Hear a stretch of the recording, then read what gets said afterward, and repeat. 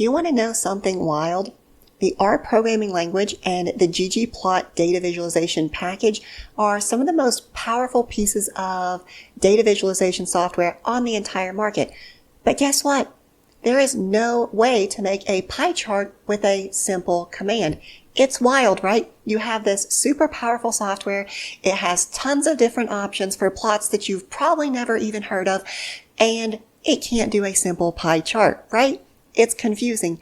But the good news is that there is a workaround, and I'm going to show you how to do it in today's video. So the good thing is that we can take a standard bar plot and actually transform it into a pie chart. So don't quit learning R. Don't give up on ggplot, right?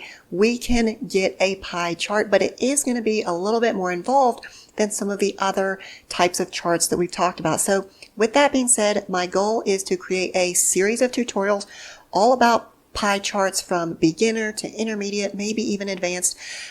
So the super fancy, super exciting stuff, it will come later on. But in today's video, we have got to start somewhere. So I'm going to be showing you how to create a very basic pie chart. Okay, ready? Let's get started. So the first thing you're going to want to do is to make sure you have the tidyverse installed on your system and then pull it into your workspace using the library command. I will put a link to a blog post that has all of the code that I'm using, so you don't have to manually type this from the video. I will have a link. You can go, you can copy, you can paste, you can adapt my code just to make your life a little bit easier. So feel free to use that code. Okay, now when it comes to creating a pie chart, there are multiple different ways of doing it. Now I'm going to show you the most simplistic way because remember, this is the beginner video. I'm going to show you a simplistic way, then I'm going to show you how to do it with an actual data frame, a data set, okay? So the easiest way of creating a pie chart is to enter a data frame that contains two columns. All of your categories in one column and then your proportions in another. So as you can see here, what I've done is I have created a basic data frame. We've got three different categories and we've got the relative proportions, right? So this could be grades that people received on a final exam. This could be categories of different types of gasoline, right? Whatever it is. We have our categories, we have our proportions, right? So we want to create a pie chart from this. Now, the way that we're going to do that, we're going to create a very, very simple pie chart. So let's go ahead and get rid of some of this advanced stuff just for a minute. Okay, so the way that we do that, we go to ggplot, right? So ggplot is essentially creating it's calling the function that is going to create all of these different plots, right? So we call ggplot and then we pass in the name of the data frame. Now, I called mine DF, right? If you are working with an Excel spreadsheet that's titled fuel efficiency, right? You're going to put data equals fuel efficiency. Then we have to pass in the aesthetics, and this is where things get a little bit tricky because again, remember, we're not really creating a pie chart. We are creating a bar chart that we are transforming into a pie chart. So some of this, it isn't going to make intuitive sense. Some of this you just have to put in because that's the way it works. So inside of the aesthetics, the first thing we're going to pass in is the X value. Now, X value is going to be completely blank.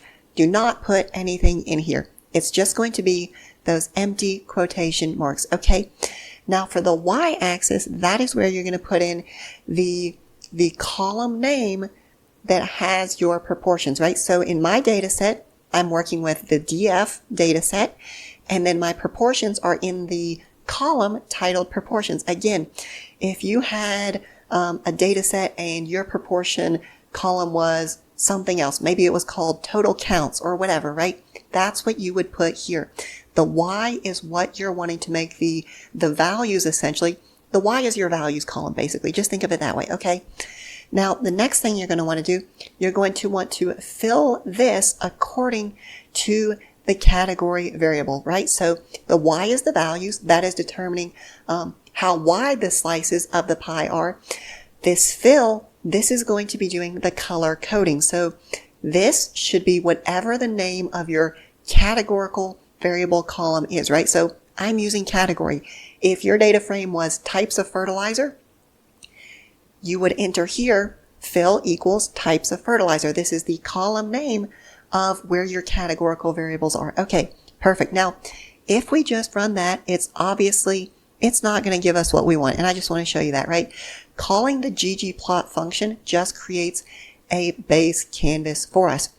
To create our chart, we actually need to go in and we need to do the bar chart. So the way that we do that, we go geom_bar, and then we're going to pass in stat equals identity and width equals 1. Again, you're saying, why am I doing stat equals identity? Again, some of this does not make sense because we are transforming a bar plot into a pie chart.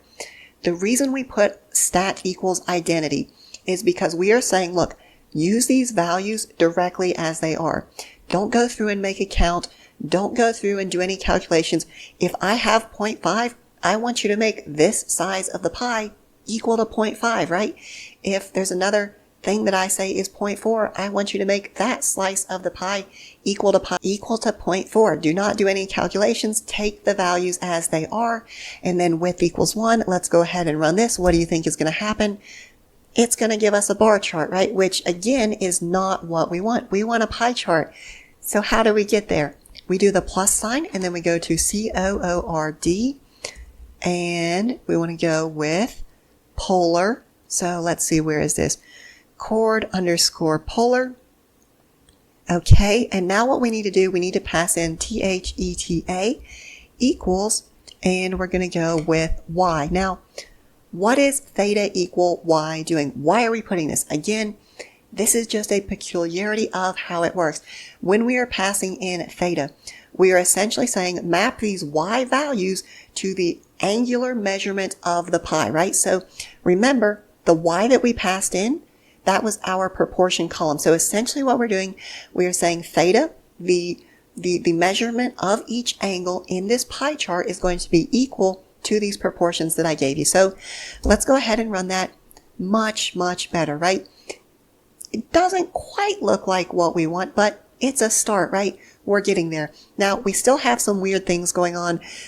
We have this weird X, we have proportion here, we have this gray background. We want to get rid of that, and we're going to do that by doing plus, and then we're going to go THEME_VOID,